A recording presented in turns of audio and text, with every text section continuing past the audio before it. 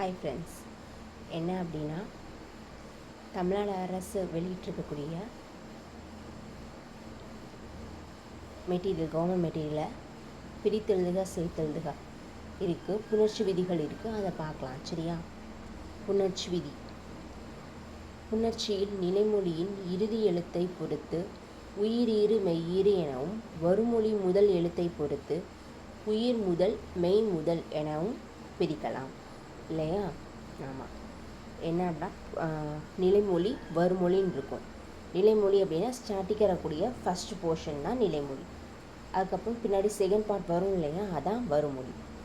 நிலைமொழி இருக்கு இல்லையா, நிலைமொழியுடைய லாஸ்ட் இது உயிரீராகவும் இருக்கலாம், மெய் ஈராகவும் இருக்கலாம். உயிரீறு கலை அப்படிங்கிறது பாவாங்க. ஃபார் எக்ஸாம்பிள் கொடுத்துருவாங்க பாருங்கள். கலை, அதில் கலை அப்படிங்கிறது இல் கூட்டல் ஐ அப்படின்னா ஐ அப்படிங்கிறது உயிர் எழுத்து இல்லையா, அதான் அது உயிரீறு. மண், மண் அதில் இன் அப்படிங்கிறது மெய் எழுத்து, அது மெய்யீறு. இப்படி என்ன இருக்கும் அப்படின்னா அது அப்படி தான் உயிரீறு மெய்யீறு. இப்போ வருமொழி அப்படின்னா இப்போ அழகு, கலை கூட்டல் அழகுன்னு இருக்குது. இல்லை வருமொழி என்னது அழகுன்னு இருக்கு இல்லையா. இதில் அப்படிங்கிறது என்ன வருமொழி, இது முதல், ஓகே, உயிர் முதல். ஓகேவா? இப்போ மண் கூட்டல் குடம்ல குடம், இக்கூட்டல் ஊதான் குடம். இதில் இக் அப்படிங்கிறது மெய் எழுத்து, அதனால் இது உயிர் முதல் அப்படி நம்ம சொல்லுவோம். ஓகேவா? அதான் இதை வச்சு உயிரீறு மெய்யீறு உயிர் முதல் மெய் முதல் அப்படின்னு சொல்லிட்டு மாஸ் ஃபாலோயிங் கேட்கலாம், பார்த்துக்கலாம். எழுத்து வகையால் சொற்களை 4 வகைப்படும். எழுத்து வகையால் என்னது, சொற்கள் என்னது 4 வகைப்படும், அதான் சொல்கிறாங்க இல்லையா. அதான் கலை கூட்டல் அழகு உயிரீறு, மண் கூட்டல் குடம் மெய்யீறு, வாழை கூட்டல் இலை உயிர் முதல், வாழை கூட்டல் மரம் மெய் முதல் அப்படிங்கிறது தான். மேலும் புணர்ச்சியை நிலைமொழி இறுதி எழுத்து வருமொழி முதல் எழுத்தும் அடிப்படையாக 4ஆக பிரிக்கலாம்.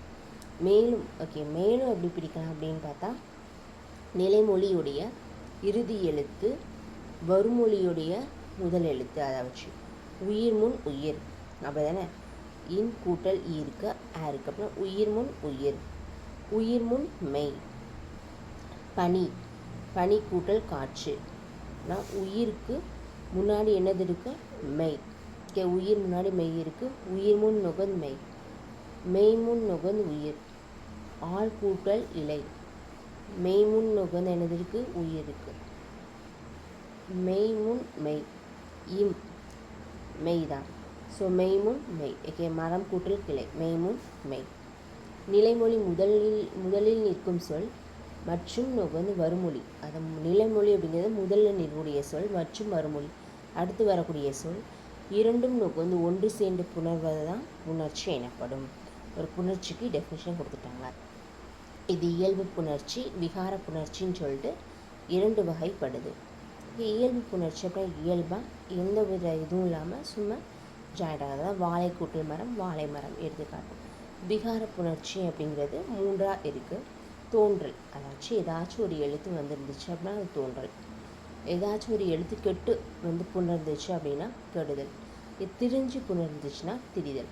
தோன்றல் எடுத்துக்காட்டு திருக்கூட்டல் குரல் திருக்குறள், இக் தோன்றியிருக்கு. கெடுதல் மரம் கூட்டல் வேர், இம் கெட்டு மரவேராயிருக்கு. திரிதல் பல் கூட்டல் பொடி, இல் என்ன ஆயிருக்கு, இராட்டு மாறியிருக்கு, பற்பொடி. இயல்பு புணர்ச்சி நிலைமொழியும் வருமொழியும் சேரும்போது எவ்வித மாற்றமும் ஏற்படவில்லை என்றால் அது இயல்பு புணர்ச்சி ஆகும். அதுக்கு நிறைய எடுத்துக்காட்டு கொடுத்துருக்காங்க. பொன் கூட்டல் வளையல் பொன் வளையல், மலர் கூட்டல் மாலை மலர் மாலை, பனை கூட்டல் மரம் பனை மரம், வாழை கூட்டல் மரம் வாழை மரம் அப்படிங்கிறது. இதுக்கப்புறம் உடல் கூட்டல் ஓம்புதல் அப்படிங்கிறதுல எனது உயிரும் மெய்யும் எனது இருக்குது, அது நார்மலாக புணர்ந்துருக்கு. இங்கே என்னது உடல் கூட்டல் ஓம்பல், உடல் ஓம்பல் அப்படின்னு ஆயிருக்கு. இங்கு இல் கூட்டல் ஓ லோ அப்படின்னு இணைந்து உயிர்மை ஆயிருக்கு. எழுத்து ஆயிடுச்சு. புதிய எழுத்து எதுவும் தோன்றாமலோ தோன்றவோ வேறு எழுத்தோ திரியவோ மாறவோ இல்லை. இப்படி இருந்தாலும் அது என்னது இயல்பு தான். சரியா? உயிர்மேல் உடல் ஒன்றுவது இயல்பு அப்படிங்கிறது. உடல் மேல் உயிர் ஒன்றுவது இயல்பு. விகார புணர்ச்சி. விகார புணர்ச்சி இரு சொற்கள் சேரும்போது தோன்றல், திரிதல், கெடுதல் ஆகிய மாற்றங்கள் ஏற்படுமாயின் அவற்றை விகார புணர்ச்சி என்பார். விகார புணர்ச்சியை நன்னூலாளர் தோன்றல் விகாரம், திரிதல் விகாரம், கெடுதல் விகாரம் என 3 வகைப்படுத்தி காட்டுகிறார். இம்மூவகை விகாரங்களும் நிலைமொழியாகவும் வருமொழியாகவும் வரும் சொற்களில் முதல், இடை, உறுதி ஆகிய 3 இடங்களில் நிகழும் என்று அவர் கூறுகிறார். ஓகேவா, இது விகார புணர்ச்சி. ஸோ விகார புணர்ச்சி எனது முதல்லையும் இருக்கலாம், இடையிலையும் ஏற்படலாம், இறுதியிலையும் ஏற்படலாம். 3 இடங்கள்லையும் நமக்கு நிகழக்கூடிய விகார புணர்ச்சி. தோன்றல் விகாரம் பார்த்தோம் அப்படின்னா இரு சொற்களுக்கு இடையில் எழுத்தோ சாரியோ தோன்றுவது தோன்றல் விகாரம் எனப்படும். ஓகே, எடுத்துக்காட்டு பார்த்தோம் அப்படின்னா பூ கூட்டல் கொடி, பூங்கொடி இங்கு வந்திருக்கு. இது தோன்றல் விகாரம். வாழை கூட்டல் மரம், வாழை கூட்டல் பழம், வாழைப்பழம். இப்பு. யானை கூட்டல் கொம்பு, யானை இக்கொம்பு. ஆ கூட்டல் பால், ஆவின் பால். ஓகேவா, அப்படிங்கக்கூடிய சாரியை தோண்டி ஆவின் பால் ஆயிருக்கு. ஓகே, அதான் அப்படின்னா பசுக்குள்ள பால், அதான் ஆவின் பால். இதெல்லாம் என்னது? தோன்றல் விகாரம். திரிதல் விகாரம் அப்படின்னா இரு சொற்களில் ஏதேனும் ஒரு சொல்லில் உள்ள எழுத்து இன்னொரு எழுத்தாக திரிகிறது தான் திரிதல் விகாரம். எடுத்துக்காட்டாக பொன் கூட்டல் குடம், பொற்குடம் அப்படின்னு ஆகும் இல்லையா? ஸோ இரா மாறி இருக்கு. அதுக்கப்புறம் இப்படி திரிஞ்சிருந்துச்சு அப்படின்னா இதான் நிலைமொழி இறுதி என்பது ஆக தெரிந்துள்ளது. முன் கூட்டல் நிலை, முன்னிலை. இதில் என்னது தெரிஞ்சிருக்கு அப்படின்னா வருமொழியில் இருக்கக்கூடிய இன்னா மாறி இருக்கு. சில நேரங்களில் நிலைமொழி இறுதி எழுத்தும் வருமொழி முதல் எழுத்தும் இன்னொரு எழுத்தாக திரிதல் உண்டு. அதுக்கு எடுத்துக்காட்டு பொற் கூட்டல் தாமரை, பொற்றாமரை. ஓகேவா, இந்தா கெடுதல் விகாரம். கெடுதல் விகாரம் இரு சொற்களில் ஏதேனும் ஒரு சொல்லில் உள்ள எழுத்து மறைந்து போடுறது கெடுதல் விகாரம். மரம் கூட்டல் நிழல், மரம் கூட்டல் நிழல் என்னது இருக்கு? மரநிழல். அதான் மேலே கூறப்பட்டுள்ள 3 விகாரங்களும் நிலைமொழியாகவும் வருமொழியாகவும் அமையும் இரு சொற்களின் முதல், இடை, இறுதி ஆகிய 3 இடங்களிலும் நிகழும் என நன்னூலார் கூறுகிறார். ஓகேவா, ஸோ நன்னூல் என்ன சொல்கிறது அப்படின்னா முதல் இடை, கடை அப்படின்னு 3 இடத்துலையுமே திரிதல் அப்படிங்கிறது ஏற்படும் அப்படின்னு சொல்லியிருக்காங்க. 6 கூட்டல் 10 என்னது? 60. ஓகேவா, இதில் முதல் எழுத்து தெரிஞ்சிருக்கு இல்லையா? அதை பார்த்துக்கலாம். இது நிலைமொழியில் முதலில் உள்ள ஆ என்னும் நெட்டெழுத்து ஆ என்னும் குற்றெழுத்தாக திரிந்து வருமொழியின் இடையில் உள்ள அப்படிங்கிறதும் என்ன ஆயிருக்கு அப்படின்னா கெட்டு இதாயிருக்கு. வருமொழியில் 10 வந்திருக்கு இல்லையா? அதில் இருக்கக்கூடிய இத்தும் கெட்டு 60 அப்படின்னு வந்திருக்கு. அதை பார்த்துக்கணும். ஒரே புணர்ச்சியில் பல விகாரங்கள், ஒரே புணர்ச்சியில் எக்கச்சக்கமான விகாரங்கள் வரலாம். தோன்றல், திரிதல், கெடுதல் அப்படின்னு 3மே வரக்கூடியதும் இருக்குது. ஓகேவா, ஒரே ஒரு விகாரம் மட்டும் அல்லாமல் 2-3 விகாரங்கள் ஏற்படுவதும் இருக்குது அப்படின்னு சொல்கிறாங்க. ஒரு புணர்ச்சி 2-3 உரப்பெருமை அப்படின்னு. அதாவது மரம் கூட்டல் பெட்டி. இதில் பார்த்தோம் அப்படின்னா கெட்டிருக்கா, அது கெடுதல் வந்துடுச்சு. அதுக்கப்புறம் தோண்டி இருக்கு, அப்படின்னா தோன்றல் விகாரம்னு 2 நடந்திருக்கு. இதான் 2 விகாரம் அப்படின்னு சொல்லிட்டு ஒன்றுக்கும் மேற்பட்ட விகாரம். தோன்றல், இன்னொன்று நமக்கு கெடுதல் அப்படிங்கிறது வந்திருக்கு. இதில் நிலைமொழியின் இறுதியில் உள்ள மகரமை கெட்டு அங்கே வருமொழி முதலில் உள்ள எழுத்து எகரம் ஏற்ப பகர நுகர்மை தோன்றியதால் கெடுதல், தோன்றல் அப்படின்னு 2மே வந்திருக்கலாம்.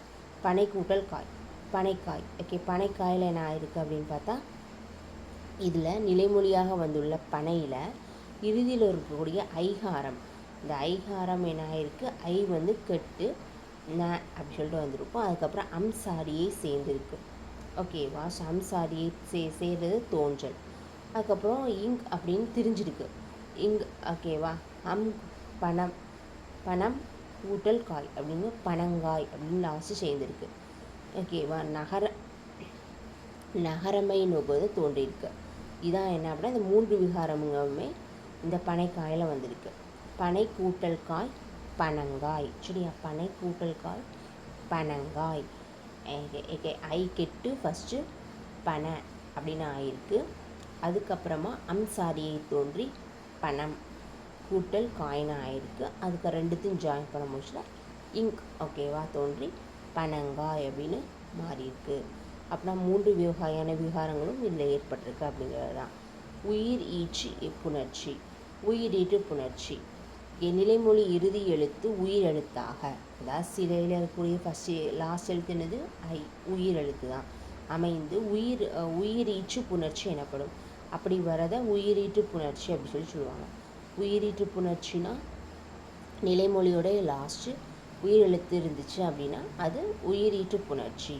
அது எப்படி புணருது அப்படிங்கிறத பார்க்கணும். இது உயிர் முன் நோக்கு வந்து உயிர் முன் உயிர். ஓகே, அந்த உயிர் தானே, அந்த உயிர் முன்னாடி உயிராக இருக்கலாம், அல்லது உயிர் முன் நோக்கு மெய் அப்படின்னு 2 வகையாக நோக்க அமையும். ஏன்னா உயிரீச்சு அப்படிங்கிறதுல லாஸ்ட் என்ன தான் இருக்க போகுது, நிலைமொழியுடைய லாஸ்ட்டு உயிர் தான் இருக்க போகுது. அப்புறம் வருமொழி முதல்ல எதாக இருக்கலாம், உயிர் மெயின்னு 2 எதாக இருக்கலாம் இல்லையா, எது வேணாலும் இருக்கலாம். அதுதான் உயிர் முன் உயிர், உயிர் முன் உயிராக இருக்கலாம். உயிர் நோக்கு வந்து முன்னாடி மெய் வரலாம் அப்படின்னு 2 வகைப்படும் இதில் உயிரீட்டு புணர்ச்சியில். சிலை கூட்டல் அழகு உயிர் முன் உயிர். வாழை கூட்டல் காய் உயிர் முன் மெய் அப்படிங்கிறது. மெய்யீட்டு புணர்ச்சி அப்படின்னா என்ன அப்படின்னா நிலைமொழி இறுதி எழுத்து, நிலைமொழி இறுதி எழுத்தாக மெய் எழுத்தாக நோக்க அமைந்து நிலைமொழியோட லாஸ்ட்டு மெய் எழுத்தா, அதாவது மெய் ஈச்சு அப்படின்னா நிலைமொழியோட லாஸ்ட்டு என்னது இருக்குது, மெய்யாக இருக்குது. ஓகேவா, மெய் எழுத்தாக இருக்கும். வருமொழின்னு நோக்கு வந்து முதல் என்னதாக இருக்கலாம், உயிராக இருக்கலாம், மெய்யாக இருக்கலாம். அதான் மெய்முன் உயிர் மெய்முன் மெய் அப்படின்னு 2ஆக இருக்கலாம். அதான் மண் கூட்டல் அடுப்பு.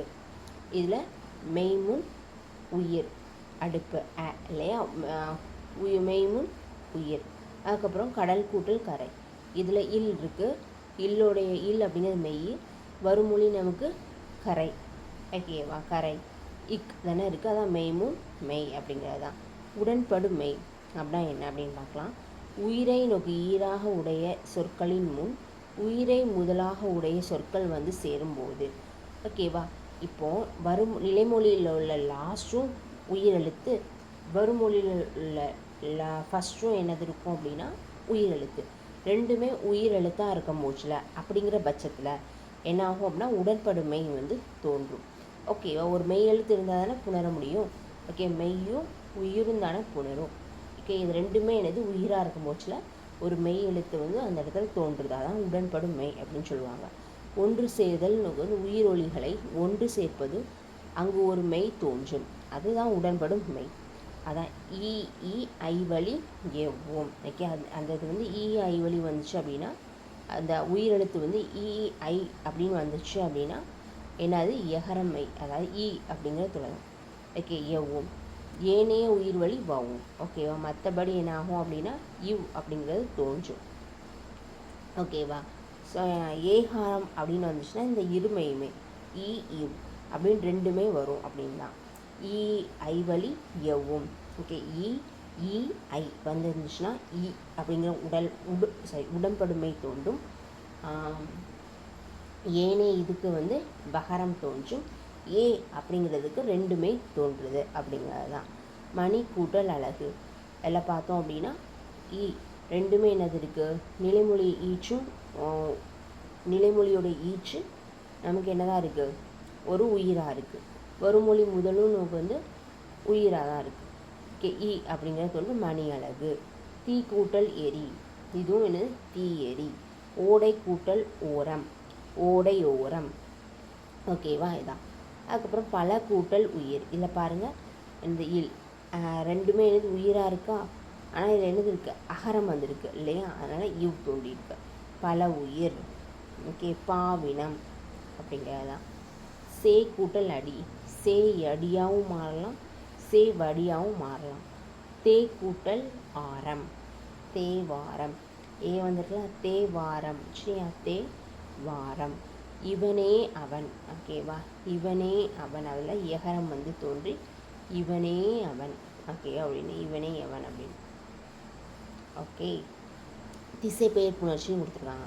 திசைப்பெயர் அப்படின்னா என்னது? வடக்கு, மேற்கு, கிழக்கு, தெற்கு அப்படிங்கிறது தான். இதுதான் என்ன அப்படின்னா 4 வகையான திசை. திசைப்பெயரோடு இது ஒரு திசைப்பெயர் சேர்ந்துச்சு அப்படின்னா அது எப்படி புணருது? அதான் திசைப்பெயர் புணர்ச்சி. வடக்கு கூட்டல் கிழக்கு, வடகிழக்கு. சரியா? வடக்கு கூட்டல் மேற்கு, வடமேற்கு.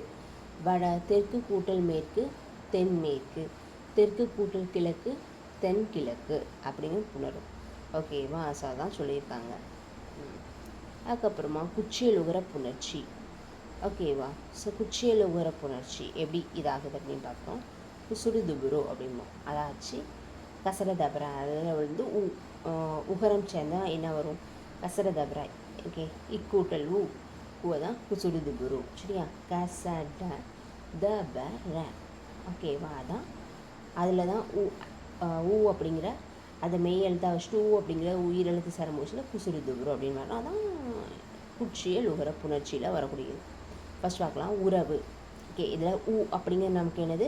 குச்சியல் உகரம். சரியா? ஊ அப்படிங்கிறது நமக்கு இதில் குச்சி உறவு கூட்டல் அழகுன்னு எடுத்துக்காட்டு கொடுத்துருக்காங்க. இதில் ஊ அப்படிங்கிறது குச்சிய லுகரம். வருமொழி அதுக்கு முன்னாடி ஒரு லெட்டர் இருக்கு இல்லையா? ஊ அப்படிங்கிறது குச்சியல் உகர லெட்டரு. அதுக்கு முன்னாடி அதற்கு முன்னாடி சரிக்கா அதுக்கு முன்னாடி ஒரு லெட்டர் இருக்கு இல்லையா? ரகரம். ஓகே, அந்த ரகரம் கூட்டல் ஈர்க்கூட்டல் தான் வந்திருக்கு அப்படின்னா அது எப்படி வந்து புணருது அப்படின்னு ஃபஸ்ட்டு அது எப்படி புணருது, இது புணர்ச்சி விதமாக பார்க்கும். சரி, ஓகே, பார்க்கலாம். இப்போ வந்து உறவு கூட்டல் அழகு. ஊ அப்படிங்கிறதுல என்னது இருக்கும்? எப்படினாலும் குசுடு துபுரு அப்படின்னு வரும்போது ஊ அப்படிங்கிற உகரம் வருது இல்லையா? அப்படின்னா ஊ வந்து நமக்கு கெட்டுரும். சரியா? ஸோ இதில் ஊ கெடும். உயிர் வரின் உக்குரல் மெய்விட்டோடும் அப்படிங்கிற வெடிப்படி ஊ வந்து நமக்கு கெட்டும். ஓகே, ஊ கெட்டு அழகு, வழகு அப்படிங்கிறது. சரியா? இது குச்சியல் உகர புணர்ச்சிக்கு எடுத்துக்காட்டு. மெய்மயக்கம். ஓகே, மெய்மயக்கம்னா மெய்மயக்கம் அப்படின்னு இருக்கு. அப்படின்னா என்ன அப்படின்னு பார்ப்போம். அப்படின்னா புணர்ச்சியில் இரு சொற்கள் இணையும் போச்சுதான். ஓகே, ஸோ புணர்ச்சியில் 2 சொல் வந்து இணையுது அப்படின்னா வருமொழியில் காச தாப வந்தால் சில இடங்களில் மீண்டும் அதே எழுத்து என்ன பண்ணோம் அப்படின்னா தோன்றும். ஓகே, அதான் நமக்கு வந்து மெய்மயக்கம் அப்படின்னு. புரியுதா? புணர்ச்சியில் 2 எக்ஸாம்பிள் பார்த்தா கிளியராக புரியும். ஓகே, புணர்ச்சியில் 2 சொற்கள் இணையும். ஓகே, 2 சொற்கள் இணைவு தான் புணர்ச்சி.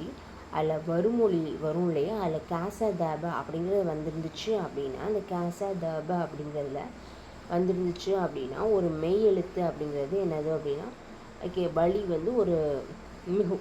ஓகே, வழி வந்து மிகுதல். சில இடங்களில் மீண்டும் நோக்க அதே எழுத்து தோன்றும். இதே நோக்கு வந்து வழி மிகுதல் அப்படின்னு சொல்லுவாங்க. இதே போன்றே சில இடங்களில் மெல்லினம் நோக்கு மிகுதலும் உண்டு. சில இடத்துல என்னது? மெல்லினமும் மிகும். சரியா? ஸோ அதான் என்ன அப்படின்னா மெய்மயக்கம் அப்படின்னு. எடுத்துக்காட்டு பார்க்கலாம்.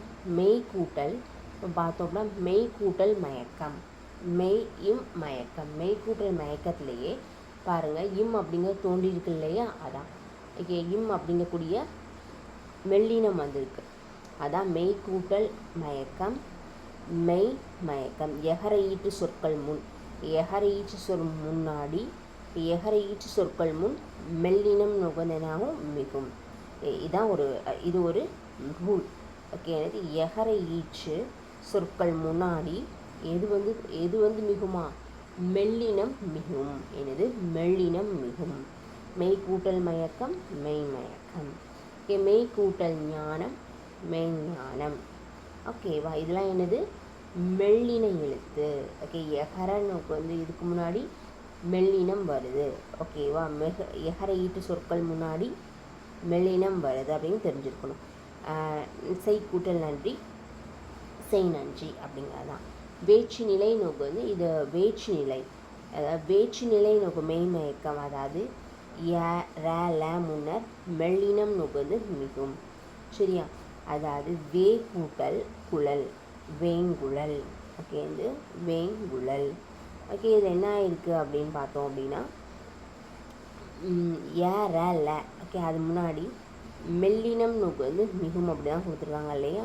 இது கூ அப்படிங்கிறது நமக்கு வந்து அதில் பார்த்தோம்னா ரெண்டுமே, அதாவது மயக்கம் ஞானம், நஞ்சு இதில் எல்லாமே என்ன இருக்கும் அப்படின்னா மெல்லினம். ஓகே, மெல்லினம் தான் இல்லையா? ஞமன அப்படிங்கிறது தான் இருக்குது.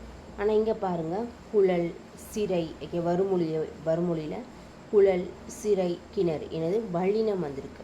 ஸோ வல்லினம் வந்தாலும் நமக்கு ஒரு தோன்றக்கூடிய எழுத்து எனது மெல்லினம் தான் தோன்றுறது. அதுதான் எனது வேற்று நிலை மெய்மயக்கம் அப்படின்னு சொல்கிறாங்க.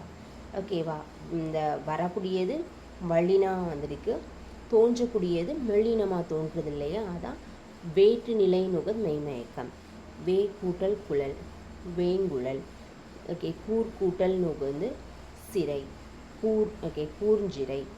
பால் கூட்டல் கிணறு, ஓகே, பால் இங்கிணறு. ஓகே, வேங்கூட்டல் குழல், வே இங் குழல். கூரை கூட்டல் கூரைன்னு சொல்லிட்டேன். கூர் கூட்டல் சிறை, ஓகே, கூர் இஞ்ச் சிறை. பால் கூட்டல் நோக்கு கிணறு, பால் இங்க கிணறு. ஓகேவா? அதுக்கப்புறம் புலி என்னும் நோக்கு சுவை பெயர் முன்னர் வல்லெழுத்து மட்டுமே மெல்லினம் நுகர்ந்தும் மிகும். ஓகே, புலி அப்படிங்கக்கூடிய நுகர் சுவை. ஓகே, சுவை இருக்குது அப்படின்னா புலி என்னும் சுவை பெயர் முன்னாடி வல்லெழுத்து மட்டுமே நுகும் மெல்லினமும் நுகர்ந்து மிகும். ஓகே, புலி அப்படிங்கக்கூடிய சொல் இருந்துச்சு அப்படின்னா வல்லெழுத்து மட்டும் மிகாது மெல்லெழுத்தும் நுகர்ந்து மிகும் அப்படின்னு சொல்லிட்டு. ஓகேவா? வல்லெழுத்து. ஓகே, வல்லெழுத்து மட்டுமன்றி மெல்லினமும் நுகர்ந்து மிகும். புலி கூட்டல் கறி, புளிங்கறி. ஓகே, புளிங்கறி இங்கே வந்திருக்கா, மெல்லினம் வந்திருக்கு. ஓகே, புளிஞ்சோறு. ஓகே, ஸோ புளிஞ்சோறு, புளி கூட்டல் சோறு, இஞ்ச், புளிஞ்சோறு. ஓகேவா? இஞ்ச் வந்திருக்கு. ஓகேவா? ஸோ இப்படி தான் எனது புணரும் அப்படிங்கிறது தான். வல்லெழுத்து மட்டுமின்றி மெல்லினமும் நுகர்ந்து மிகும் அப்படிங்கிறது. புளி அப்படிங்கக்கூடிய சுவை முன்னாடி. அதுக்கப்புறம் உயிரெழுத்தை இறுதியில் கொண்ட மரப்பெயர்களுக்கு முன்னர் மெல்லினம் மிகும். இப்போ உயிரெழுத்து இறுதியில் கொண்ட. ஓகே, உயிரெழுத்து லாஸ்ட் இருக்குது, மா பலம். ஓகே, அப்புறம் மா கூட்டல் பழம்னு இருக்குது. மா உயிரெழுத்தை இறுதியை கொண்ட மரப்பெயர்கள். ஓகேவா? மா அப்படிங்கிறது ஆ இல்லையா? ஸோ மா மரம், அதான் வந்து மரப்பெயர்கள் முன்னர் வல்லினம் வந்துச்சு, மெல்லினம் மிகும். ஓகேவா? மா கூட்டல் பழம். வருமொழி நோக்கு வந்து நமக்கு எதாவது இருக்குது, வல்லினமாக இருக்குது. ஆனால் மா இம் வந்திருக்கு இல்லையா, மெல்லினமாக தான் மிகும் அப்படிங்கிறது. மாம்பழம். விழா கூட்டல் காய், விழா கூட்டல் காய். இதனால் விழா கூட்டல் காய், விலங்காய். விழா கூட்டல் காய், விலங்காய். பூ என்னும் நுகர்ந்து பெயர் முன் வல்லினத்தோடு மெல்லினமும் நுகர்ந்து மிகும். நான் முன்னாடி என்ன பார்த்தோம், புளி அப்படிங்கக்கூடிய நுகர்ந்து சுவை முன்னர் வல்லெழுத்து மட்டுமின்றி மெல்லினமும் மிகும் அப்படின்னு பார்த்தோம் இல்லையா? அதே மாதிரி பூ முன்னரும் அப்படி தான். ஓகே, வல்லினத்தோடு நுகர்ந்து மெல்லினமும் நுகர்ந்து என்ன பண்ணும், மிகும் அப்படிங்கிறது தான். பூ கூட்டல் கொடி, பூங்கொடி. பூங்கூட்டல் சோலை, பூஞ்சோலை. பூங்கூட்டல் தொட்டி, பூந்தொட்டி. கூட்டல் தொட்டி, பூந்தொட்டி. ஓகேவா? இதான் என்ன அப்படின்னா உணர்ச்சி விதிகள்னு சொல்லிட்டு உலகம் கொடுத்துருக்காங்க. அதுக்கப்புறம் என்ன அப்படின்னா 6ஆம் வகுப்பு பழைய புத்தகம், புதிய புத்தகத்தில் உள்ள இதெல்லாம் கொடுத்துருக்காங்க. ஓகேவா? சரி, நம்ம இந்த ரூல்ஸ் மட்டும் நல்ல முக்கியமான ரூல் தான் கொடுத்துருக்காங்க. ஃபஸ்ட்டு அந்த ரூலை மட்டும் நல்லா படிச்சுட்டு வச்சுட்டு என்ன அப்படின்னா ப்ராக்டிஸ் பண்ண வேண்டியது தான். பிரித்தெழுதுக, சேர்த்தெழுதுக அப்படிங்கிறதுக்கெலாம். ஓகேவா ஃப்ரெண்ட்ஸ்? தேங்க்யூ.